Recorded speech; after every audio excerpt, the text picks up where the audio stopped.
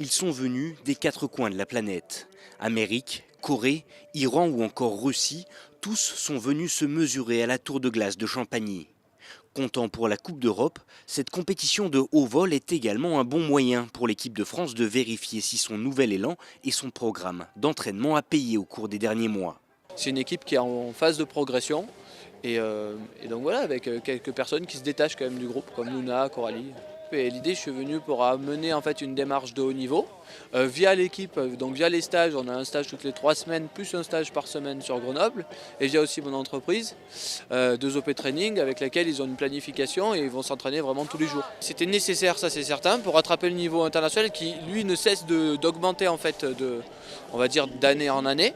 Ça c'est certain. Et puis par contre, il fallait que les athlètes aient la motivation de se lancer dans une telle aventure, parce que c'est pas rien de s'entraîner tous les jours et de s'investir autant et d'être jugé sur 4 minutes 30 et 25 minutes. Un virage qui semble avoir payé au vu des premiers résultats de la saison. Remportant l'or en Slovaquie et en Slovénie, Luna Ladvan, accompagnée de son frère Tristan, sont parmi les favoris, en tout cas sur le circuit européen. Un bon début de compétition qui met pas mal en confiance. Donc il faut aussi faire attention à cette confiance, mais c'est bien. Pour l'instant, les premiers objectifs sont atteints.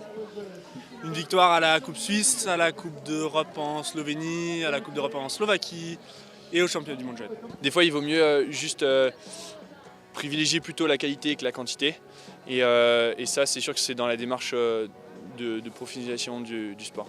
Et voilà, là, on va attaquer le circuit Coupe du Monde. Avant, c'était plus Coupe d'Europe et des compétitions nationales. Et les championnats du monde jeune. Et les championnats du monde jeune qui étaient le week-end dernier. Et là, on va attaquer la semaine prochaine les Coupes du Monde et c'est parti pour un paquet encore.